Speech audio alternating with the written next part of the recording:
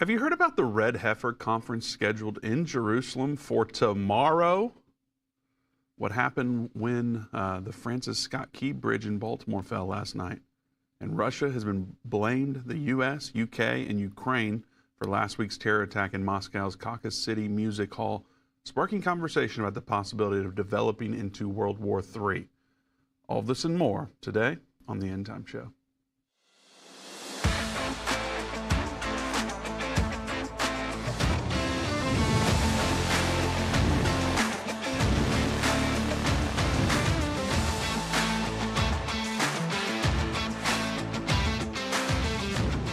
Welcome to the Endtime Show. Vince Stegall here with Doug Norvell. So much has developed over the last 48 hours. It's way more than we can talk about in a 1-hour show, Doug. I guess that's why the audience is demanding for 2 hours or more. So maybe we'll talk about that a little bit later. Some people are praying for Dave to come back. There are some people praying for Dave to come. That is true.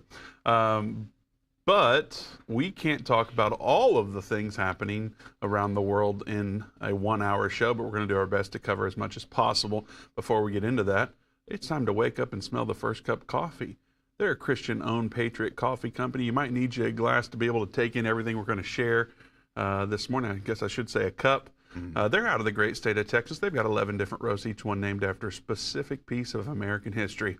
You can get one of their roasts by going to firstcup.com. Use code ENDTIME to get 10% off. If you subscribe, they're going to give you another 10% off. So go to firstcup.com. Use code ENDTIME to get 10% off today. All right, Doug. Boy, there is so much to discuss. Yeah, absolutely. We just saw information. I know we're not going to get into this out of the gate, but later we're going to talk about the Red Heifer Conference, which is scheduled for tomorrow. Yes. I don't want to give up the end of that before we get there, but it's going to end at a very specific and special location, and the Temple Institute has proclaimed something extremely specific that correlates with what we discussed yesterday. Yeah. So I'm not going to give that up now, but I want to give people a heads up. That's coming. So stick around. We're going to talk more about the Red Heifer Conference, and also we need your help sharing, because you help us out a great deal when you share this video, getting the word out. So help us by sharing this video right now. Share it throughout the program. Comment what you're thinking. Some people commented Mr. Clean yesterday, Doug. Some people commented the Guru. Put both of them in a comment. We don't care. Just comment, get engaged in the conversation, and also give us a heart instead of a blue thumbs up. That goes a long way. So thank you for that. Doug, where do we start today's show, since we're not starting with the Red Heifer Conference? I know there's the Baltimore bridge situation's pretty Yeah, I think that's where terrible. we got to start, because this tragic event happened this morning. Of course, you know, it doesn't take much for something to happen right now, Vince, where everybody's already coming up with conspiracy theories. So Right. we're not getting into that today. We're just going to kind of explain some of the things that were happening. We're going to show you some video footage and some photo stills as well of before and after pictures. So I think as we're talking about this, the guys are going to do that. Now, one of the things that's interesting, Vince, is with this terrible tragedy, is that this is called the Francis Scott Key Bridge because it is supposedly where Francis Scott Key penned the Star Spangled Banner, and that's why it's named that. So there's a significant reason why, you know, it's kind of a special location, but there is a whole lot more to this because of this this bay and this operation of port there that gets all this incoming goods that we do with trade and stuff. And so people have talked about this is what you know, is going to be a huge significance. But right now, this morning, as of this morning, as this terrible tragedy happened, we know that at least 2 people earlier had been rescued from the water. Now they're saying over 100 people could possibly be trapped in cars. We don't know for sure how many people could have perished in this, but there was a construction crew up there with 6 members that it looks like in the video. When you look at the video, and we have the technology where we can stop it and slow it way down and look at it kind of frame for frame, it looks like all those vehicles that were on the bridge dropped directly into the water below. So terrible, terrible tragedy. We need to be praying for those folks, praying for their families. And like I said, there's a lot of stuff going on. Now, Folks, I want you to understand too, because you're going to see this stuff. I've seen it all day long on TikTok and X and all that. Now, that bridge has lights on it, okay? And some people are trying to report that there was explosions on this bridge, Vince. But when you look at it frame for frame, what that looked like to us was electricity wires, cables being broken, and you see the arc and the sparks fly off of the electrical stuff. So be real careful, folks, when you're hearing people say that there were explosions that brought the bridge down. It wouldn't have taken that. You got to realize how big that container ship is, for one thing, Vince. That's a huge ship. And you can look at it in that video and see a diesel truck that goes over that bridge as that barge is approaching it. And it mammoths that little semi-trailer, you know. And so you get an idea, and everything, that thing is carrying hundreds of boxes on it that go on the back By boxes, you mean shipping containers. Yeah, that go on the back of diesel trucks. I mean, that's how big, and it's got hundreds of it on there. So lots of weight behind that. And there's been reports that they lost the power twice on that barge, and that there's a significance, and this comes from an article. It's a good article because I wanted to help people understand some of the significance. But you sent me this from Not the Bee. Which is not the Babylon Bee. Right. And by the way, all these tragedies, we need to be praying for these folks. So if you'll join us in prayer for everyone involved, put in the comments Baltimore Bridge. Just show some support here by typing that in the comments and letting us know that you're going to pray for all the people involved there. Please do that now. Doug, aside from the bridge collapsing, there's a lot of it took years to build this bridge. You mentioned already it's one of the most one of the busiest ports that we have. Yeah. Of course, I-65. It's not the right. Let's see what this. I-695 is part of that bridge, and so now that we've got a highway that's down, I don't know how many millions of cars drive over that every month, but this is a major tragedy in multiple ways. Yeah. I know there's ships that are stuck in port now. Yeah. Can't get out. So there's up to 30, I think, this morning stuck there, and 40 waiting to come into port. Yeah. So they're going to have to transfer to some other ports around the United States. But you know, Vince, we're already in a situation where our economy is tanking, and it's hard on all of us, you know, to go to the grocery store and a gas pump, and gas is now way back over $3 a gallon. It's almost $300 a tank. It's getting more and more expensive. Well, this is going to drive the cost of that up because this port receives a lot of barrels of oil and things like that.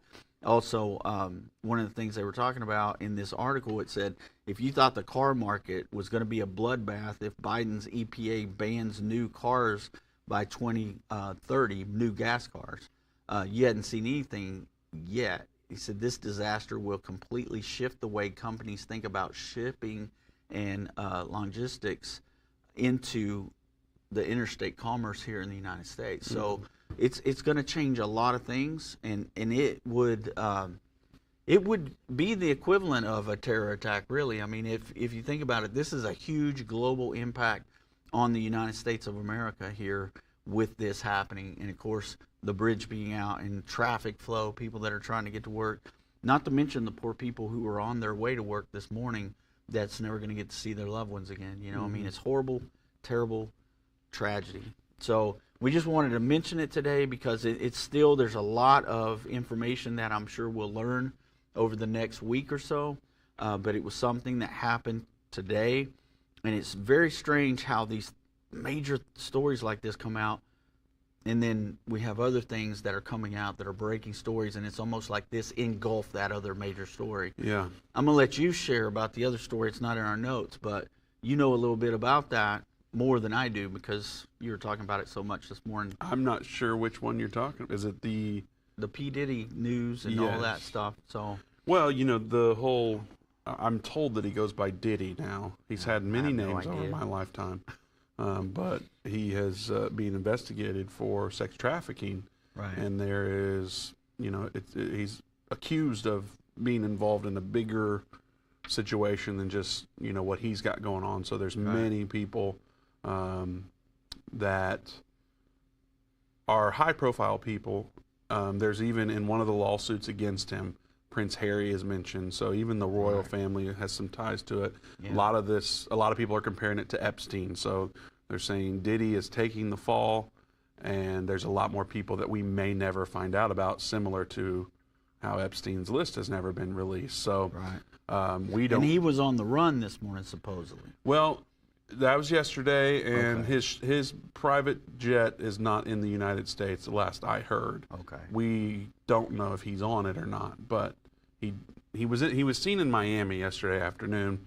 So there's some timeline there that's like, is he on the plane or is he not? No one really knows that I've seen. So the implications, though, in both of these stories are what could happen to the United States. As to how I'm starting to look at it. So we've got the bridge that goes down literally took years to build. It would take years to build back, and now that's been part of the strategic design of how traffic flows in the Baltimore, D.C., I mean, that whole region. Right. This is a huge part of how traffic flows. And so, if you want to order from Amazon and get it delivered by tomorrow morning, that may not happen in this whole area. And you know how selfish people can be, and that's all that they care about is getting their Amazon order on time. Yeah. Well, it's way bigger than that even, though. So, and then, of course, with the Diddy thing, it's like there's no telling what could develop out of that. And there's as many conspiracy theories as you can imagine. As far as I know, Doug, you have not made a biblical proclamation that either of these events were foresaw in the Bible. No, there's no indication to us that any of this is in the Bible. So people don't have to email and say, is this one of the seven thunders or something like that? Right. We don't know about the seven thunders, and neither of these events are prophesied in the Bible. Yeah. The best we can do right now is just tell you what it's not. Yeah. And I guess as more information comes out, we might be able to talk about it more, or, maybe we'll never bring it up again. We'll see. Right. And, I mean, it's just the loss there is the main thing that I wanted to talk about today. It's not prophetic or anything like that. The thing is, it's not just, I mean, it's not just the loss of life there, but there's going to be loss of businesses, and people's livelihoods are going to be affected there in Baltimore as well. And they were already struggling, from what I understand. Their economy is really bad there, and they have a high crime rate, and all kinds of things are happening there. So it's very, very sad situation. So we just want to keep everybody there in the Baltimore area in our prayers, and continue to pray for our country too, because this is going to affect all of us in the end. I mean, it's going to affect us more than it affects us right now. So anyway, just wanted to mention that today and kind of get that out there, let you see some of the footage. I'm sure that you can go and pull up footage from various social media platforms. There were a lot of different angles of that. There's a lot of talk out there about what it could be and what it might be and what it might not be. So anyway, we're not going to touch that today. We just wanted to kind of report on it and let you see what's going on. I do want to remind everyone out there that we're taking your calls today. The number to join us is 877 Endtime, 877-363-8463. We're probably not going to take your call if you are going to insert some conspiracy theories about the bridge, because we don't have a whole lot more to say about that, and there's not evidence to our knowledge yet. So if you have some information that you think is factual evidence, you can send it in at endtime.com/contact. We're probably not going to get to those calls, though, because, we just don't know. So we shall see. 877-Endtime is the number to join us. And, of course, this is the perfect time to remind you that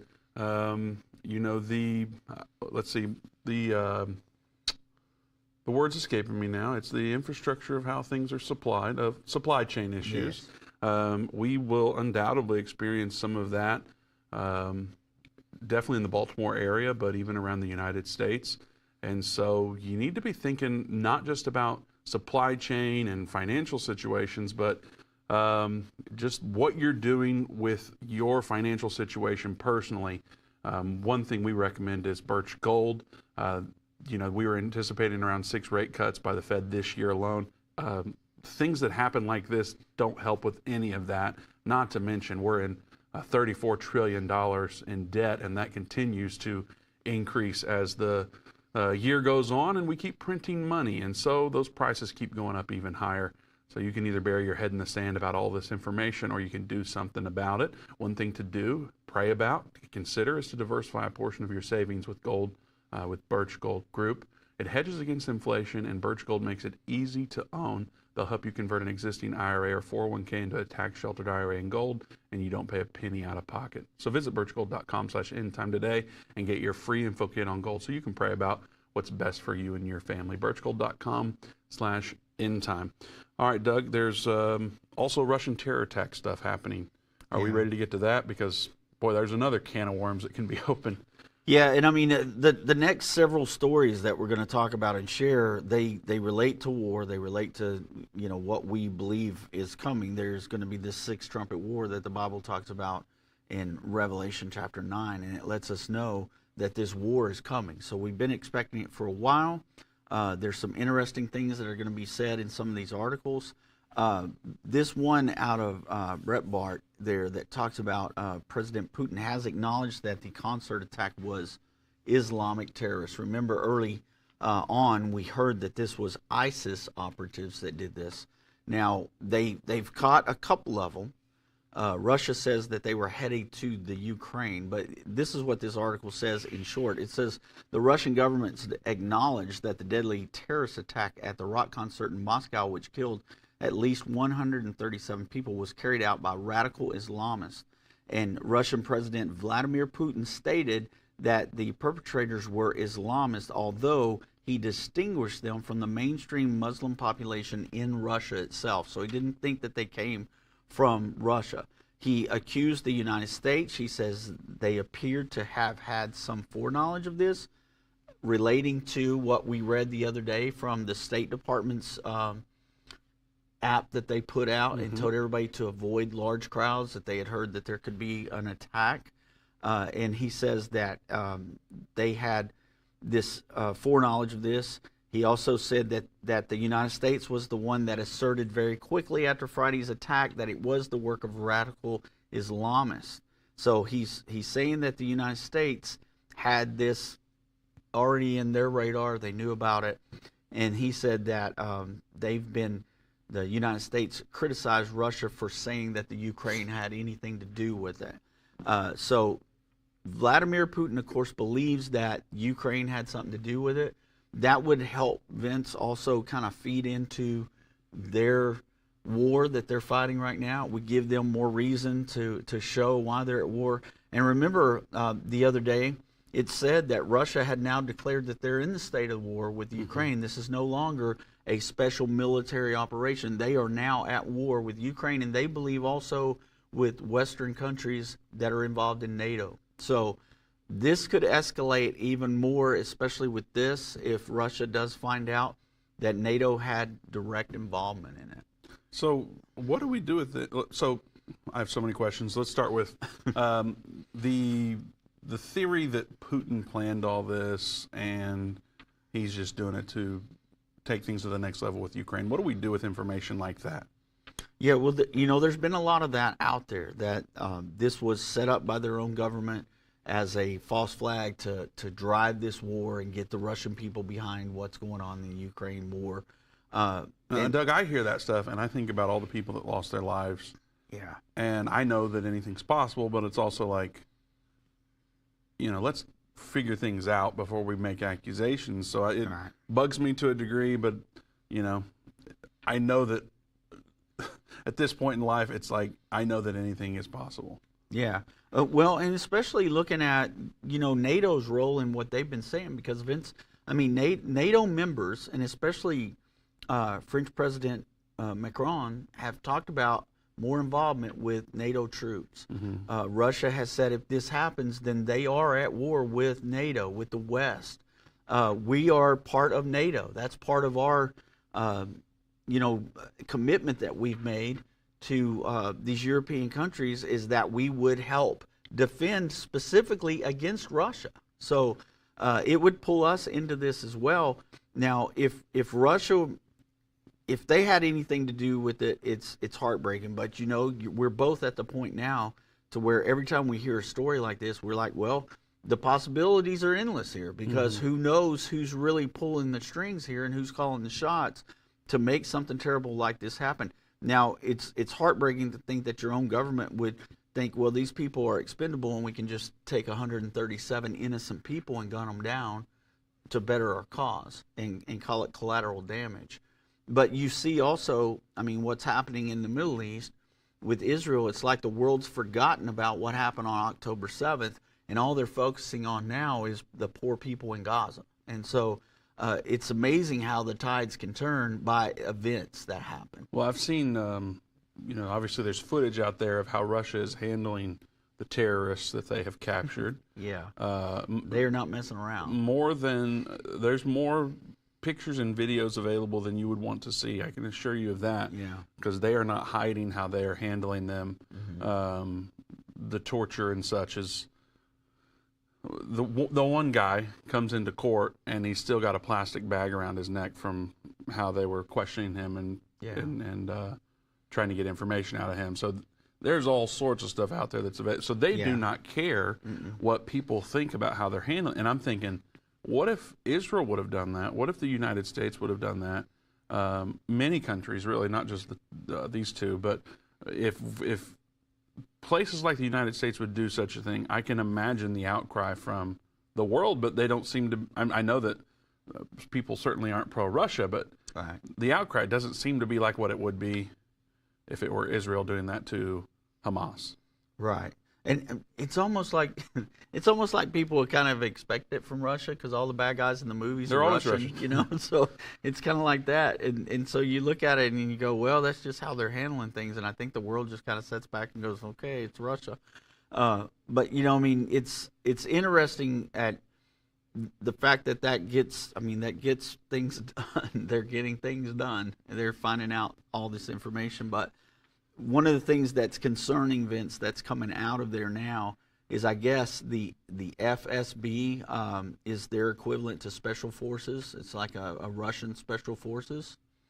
And their chief, Alexander Bordnikov, he suggested that Britain, the U.S., and the Ukraine could have been involved in this concert attack. Now, what does that mean specifically? That we sent these operatives in Russia, we gave them access into there to give them this opportunity.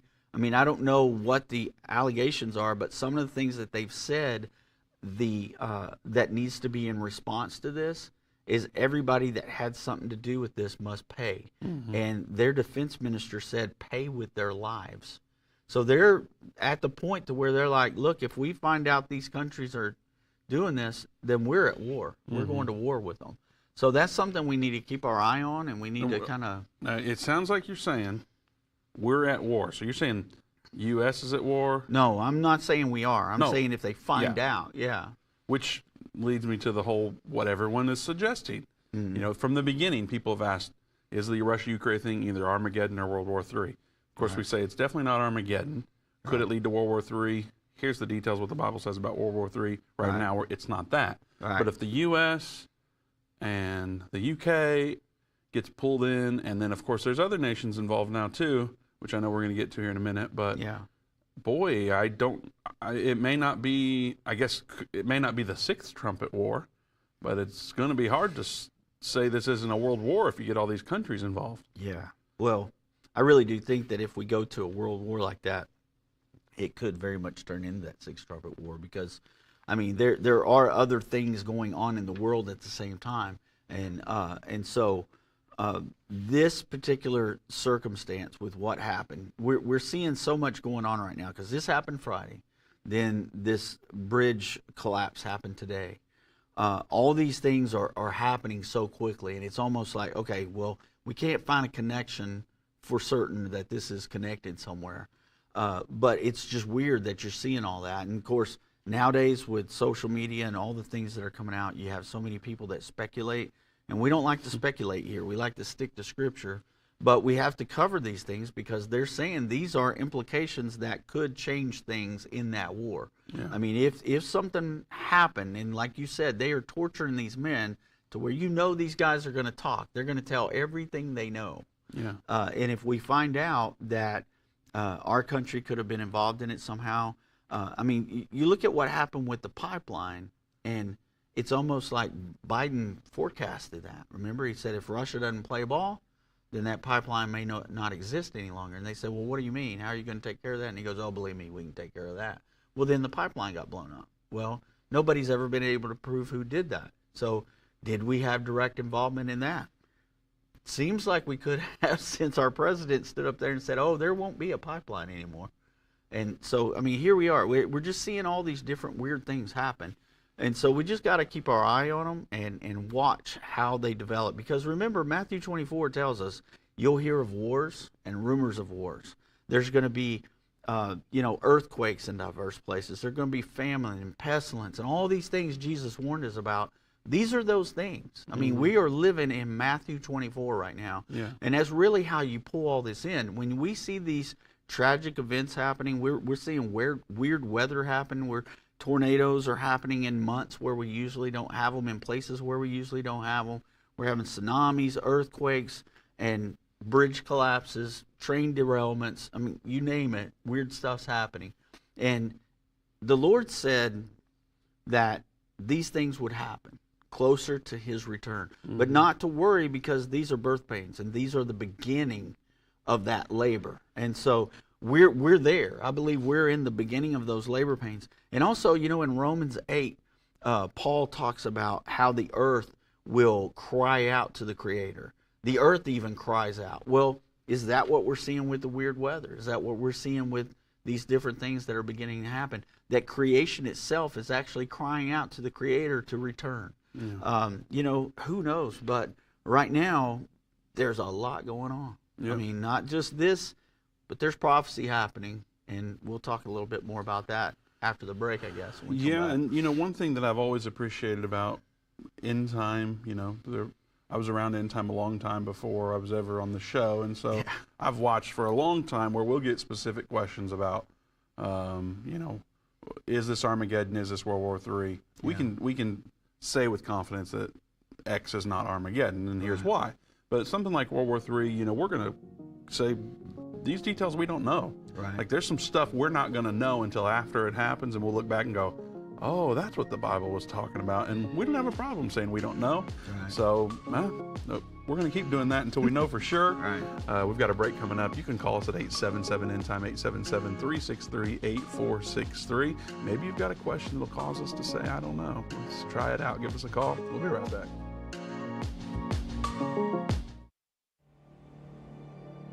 A voice spoke to me and said, I've got something I want to show you. I was so sure God had talked to me, and I was stunned by what I saw. A direct fulfillment of this over 2,500-year-old prophecy. The United States will stand with Israel. Why haven't I ever seen this before?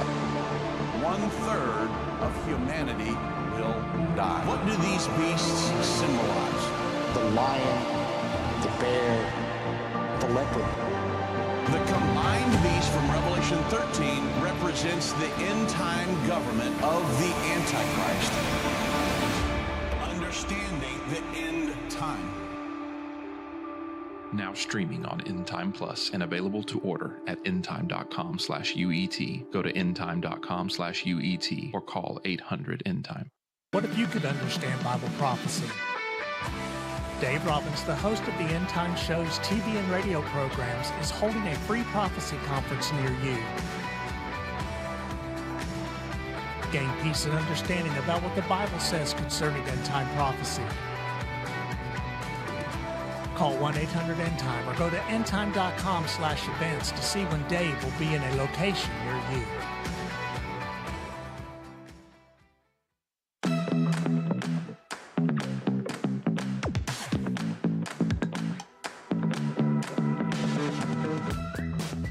Welcome back to the Endtime Show. Vince Seagal here with Doug Norvell. Open lines at 877-END-TIME, 877-363-8463.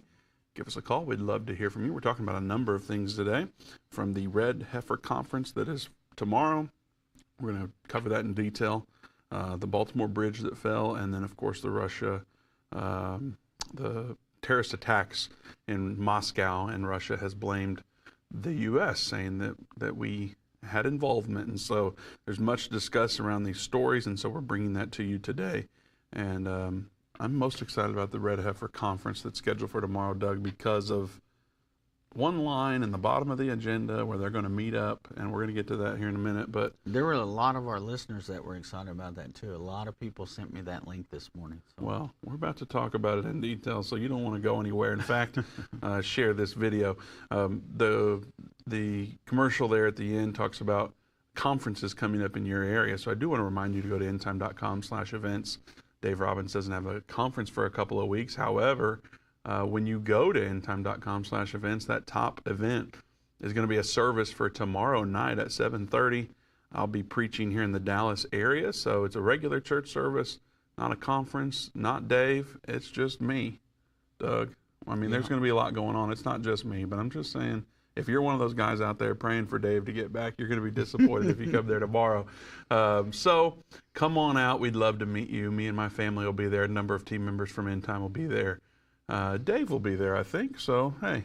Somebody asked me if all of us go to the same church yesterday, and the answer is yes, we do. The three of us do. Yeah.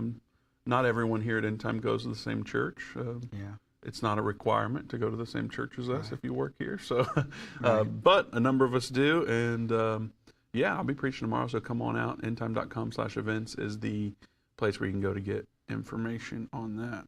And we haven't always gone to the same church, Doug. You were way out in East Texas there for a while. Yeah, we moved out to East Texas, found us a nice church there in Gladewater, and went there for a few years. And we just felt like, with the start of my Bible studies back here at Endtime, it was better to be local so that those people coming out of that Bible study would feel like they could join our church and be part of our church family there if they wanted to. And then, so here we are.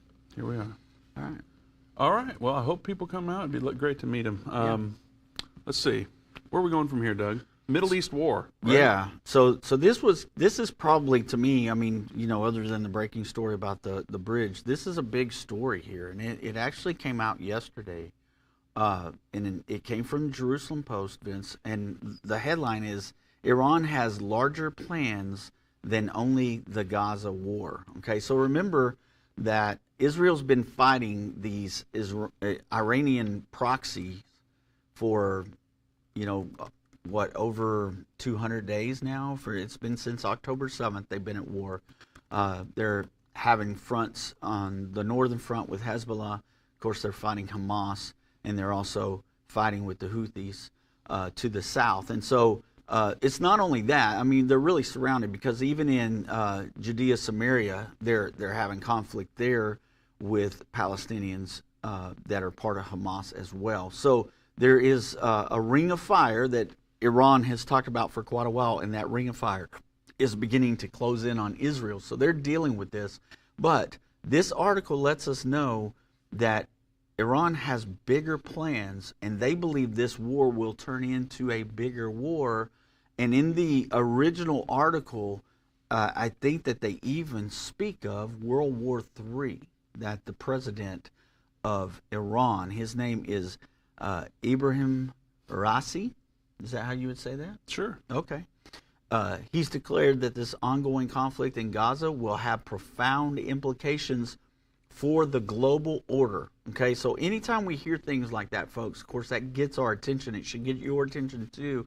If you're following Endtime and you listen every day, anytime someone says New World Order or they speak of the global order, these are things that we need to listen to. But he's looking at this from kind of a different slant, okay? Yesterday we had a caller, Vince, remember, he called in and he talked about, he kind of disagreed with what I said about Putin, and that they could possibly take Putin out of the picture because we see the bear as the feet of this international world government.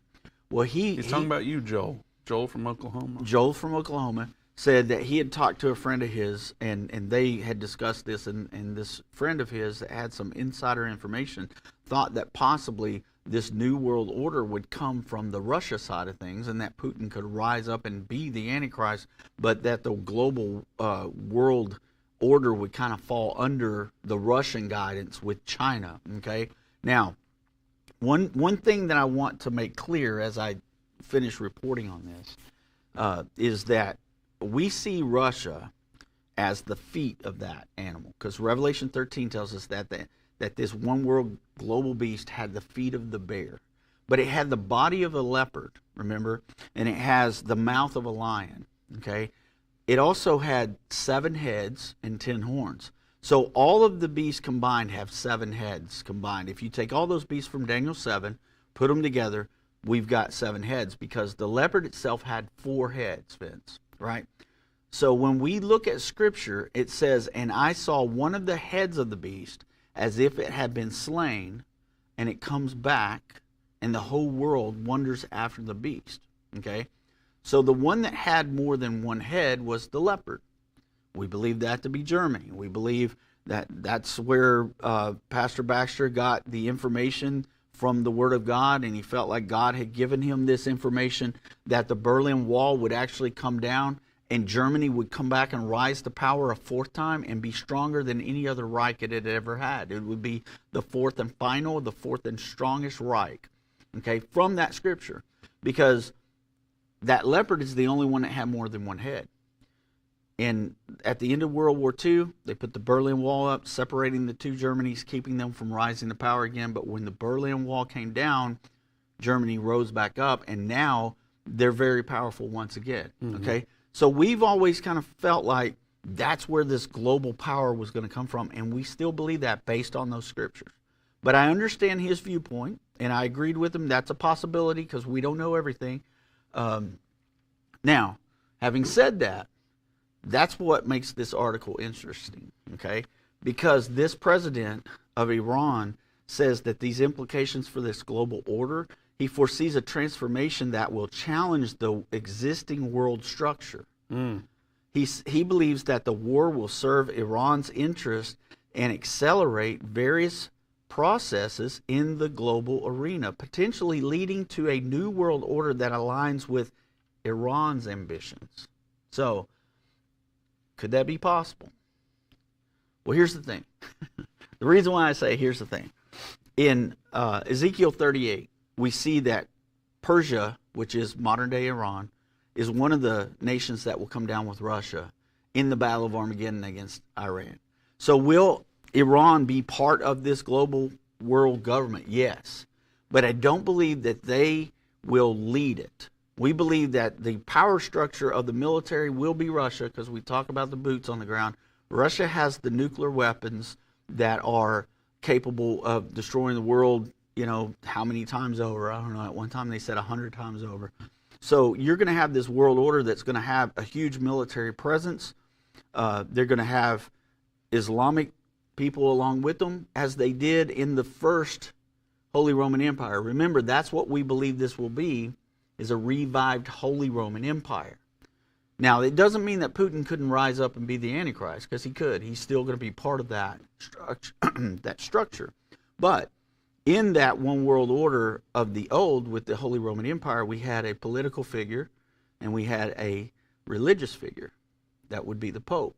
We see the same thing in Revelation 13. We also see it in Revelation 17. So, this is an interesting article just because of the fact that Iran is saying they formulated this strategy to cause this realignment of the world government. And with the creation of BRICS being a new form of financial, moving away from the petrodollar for these, a financial system for these countries, he's calculating that into it as well. So it'll be interesting to see how all of this plays out. But I don't believe that Iran is going to rise to the power that this president believes Iran will rise up to. All right. Great explanation, Doug. Great update on the Middle East situation. And there's a lot developing there every single day. So we'll be talking more and more about that as things continue. I guess it's time to get to the phones now. We have open lines at 877 Endtime, 877-363-8463. We're going to the phones before we get to that Red Heifer Conference information, just so we can make sure the topic's covered. I guess relate to all that and not delay things in that regard. So we're going to Missouri. Mark is watching there. Mark, welcome to the Endtime Show. Hey, guys. Yeah, the Fourth Reich, that's the 4 heads. You know, and why wouldn't Islam, you know, think it was going to change the world and bring, you know, the 12th Imam and all that in there? You know, that's their version of it. You know, I don't think that Putin is Antichrist, because I don't think most of the world would accept him, even if he could prove the United States was involved in stuff against his country and that, you know, that theory. I just don't think most of the world would you know, go behind him. And if he's the one that's part of this World War III, you know, that's, I don't, you know, it's not Putin. It's somebody out there that we're not really paying attention to. I believe. Time will tell. That's for sure. Yeah. Well, I'm glad you kids are doing good down there. I left Doug a message because I missed him on the show yesterday. But yeah, I got your message. A lot of stuff going on. Yes, sir. And wars and rumors of wars. You know, I mean, it sounds to me like there's going to be some wars before the big war, you know, World War III. And also, Vince, I think the national debt is actually 43 trillion, not 34. Okay. Thank you for that. I don't know how old that thing was when they wrote it for you, but yeah, I think it's $43 trillion. It's crazy. Wouldn't surprise me. But God bless you guys. Well, thank you, Mark. We appreciate your call. Have a blessed day. You too. All right. All right, Doug, we're going to go to New York now. Janine is watching there. Janine, welcome to the Endtime Show. Hi. Thank you for taking my call. Absolutely, Janine. I do need to tell you we're running short on time here, coming up on a break. So if you can get to your question, we'll do our best to respond. Okay. Well, I don't know if you can answer this in a short time. All I'm right. not quite sure that I understand the difference between the Sixth Trumpet War and the World War, and how a World War could. Do you mean Armageddon, or do you mean the World War? What is the Sixth Trumpet War? Is that Armageddon? No, ma'am. It is not. We believe that the Sixth Trumpet War is the next world war. And the reason why we believe that is because the number of people that will be killed in that war, it's going to be 1/3 of mankind, and that'll be the most we've ever lost in a war. And World War I, was the first huge loss that we ever had. World War II tripled that, and now we're looking at 1/3 of mankind being killed in this war. So we believe that will be a world war, that's going to pull all these nations into this. It says that there's going to be an army of 200 million men that are going to start this war. And so we call it the Sixth Trumpet War because that's how it's explained in the Bible, but we also call it World War III. Okay. Now I think I understand. Yes, ma'am. All right. Wonderful. Janine, well, don't underestimate the guru. He can cover things quickly. He hates when I say that. I'm sorry, Doug. We're coming up on a break. There's open lines at 877 Endtime. Give us a call. When we get back from the break, we're going to talk about the Red Heifer Conference that happens tomorrow. So don't go anywhere. You don't want to miss it.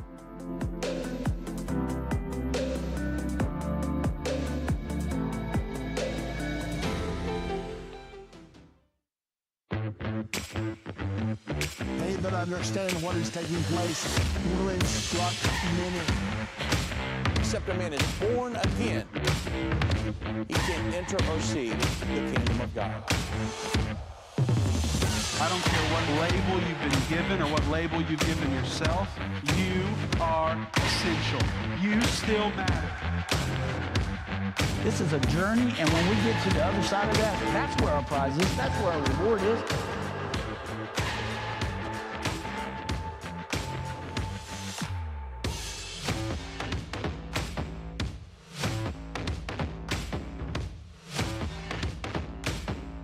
Endtime is not going anywhere.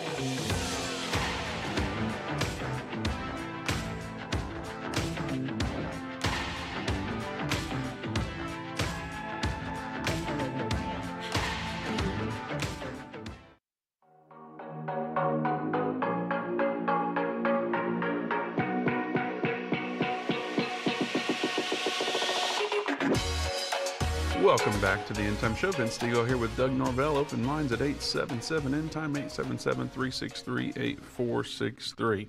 So we've given you an update on the Baltimore bridge situation. We even talked about P. Diddy for the first time, probably in the history of this show. We talked about a rapper. Probably so.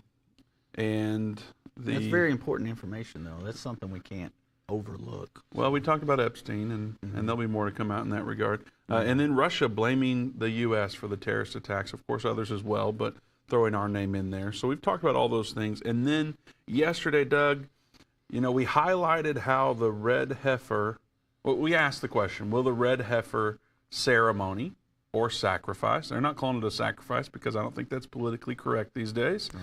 So it's a ceremony. And is it going to happen this weekend? And of course, people said, you guys are pagan worshipers. Why would it happen on Easter? You so eloquently explained why that is, tied it to Numbers 19 and the Sabbath that's happening this weekend. And of course, the Jews are not doing anything regarding the red heifer sacrifice or ceremony in regards to Easter. It has nothing to do with that. Right. So we talked about that last week, yesterday. And then this morning, I think it was, or late last night, the Temple Institute released the agenda for the Red Heifer Conference that happens tomorrow, which for them, I think, in like 8 hours, right? Because it's almost midnight there. They're 8 hours ahead of us, So it is starting, I think tomorrow, I guess not 8 hours, 4 p.m. is what time it starts in Israel. Yeah. So they are about 14 hours away from this Red Heifer Conference. So we're going to get into that agenda, and that's why we need you to help us right now. Share this video. Your friends need to know about the Red Heifer Conference that starts tomorrow. And boy, the tie to the potential of a red heifer, sacrifice happening this weekend or maybe tomorrow, Doug. We'll get into that. So share this video, comment what you think. Could it happen even as early as tomorrow? Let us know what you think. Say tomorrow if you think it will. Where do we go, Doug? Okay, well, first of all, let me kind of set up to remind everybody, if there's people that didn't see yesterday's program, one of the things that we covered was an article where this rabbi that's actually from the Temple Institute, his name is Azariah Ariel. He is a rabbi, and he is the one that would be doing the cleansing ceremony and things, okay? He came out with a rebuttal. It was an opinion piece in one of the Jerusalem papers, and I'm thinking now, I was going to say Jerusalem Post, but it's not. It's the Times of Israel, I believe. But anyway, he came out with a rebuttal piece about the CBS News story that a lot of people shared, including me. I shared it on the day when I talked about, I think the title of that program was actually The Sun Shall Be Darkened, is when I talked about the eclipse, and I showed you the clip of the CBS News clip there that day as well. And so he rebutted against that, saying that the CBS News article lied, that the altar they showed was not the actual altar that will be used. It's an altar that's used for other things, and they showed that and said that they already had the altar. He then said the altar has to be made of stone, and that altar is not made of stone. But here's the deal that I wanted us to understand yesterday. This Sabbath that takes place this weekend, it's called the Sabbat Parashat Para. And I don't know, I probably butchered that to pieces, but y'all forgive me because I'm a redneck from Mesquite, Texas. But I have no Jewish blood running through me. But it is a Jewish ceremony that has been taking place ever since back in Deuteronomy. So this is something that was set forth during the time of Moses, and it's the preparation for Passover, where they would get the red heifer ashes ready. Okay, so that is what this particular Sabbath is going to be this weekend. So that, I saw an article last week that was saying, could that sacrifice actually take place this week or this weekend instead of at Passover? All that we've heard from the Temple Institute, from Byron Stinson and others to this point was they want to do it sometime before Passover.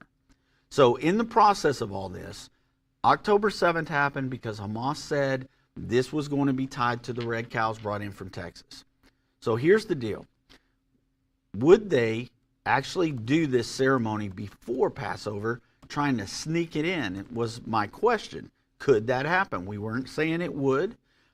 We know that it's a month away from Passover, but this is how the Sabbath would have fallen in preparation for the Passover during the time of Moses. Now, what they do tomorrow, they will start this on March 27th. It is, they start with opening prayer. They're going to go to very many different places, a historical survey by the rabbi that wrote the article, a historical survey of the red heifer ashes throughout the centuries. Okay, so he's going to be teaching about that at one point during this. And then when you look, there's so many different things where they're going to be celebrating the red heifers to this. They will even be going to the area. I think it actually starts in ancient Shiloh, which is the area that is where they believe the tabernacle stood. Okay, and Doug, I have a son named Shiloh. Yes, you do. And they watch the show almost every day. And he's probably screaming around the house that Doug said Shiloh. Said Shiloh on the show. Yeah, so everybody should put in the chat now.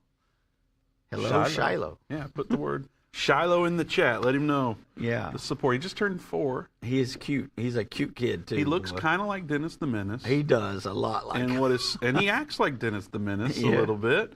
And what's so funny is we moved recently, and our neighbors are named the Wilsons. And so pretty soon he'll be going over there and bothering Mr. Wilson. Well, and he might have already done that a few times. So I don't know what's going to happen there. Get him a pair of overalls and put a slingshot in his back pocket. That kid is got primed for all it. of those. He's got the overalls, but no slingshot just Let's yet. get him a slingshot when he would gets probably use it. Probably so. Not yet. Okay, let's wait till he's older. Ancient Shiloh. Sorry. Yeah, so that's where it's going to start. But this is where it's going to wrap up tomorrow, okay?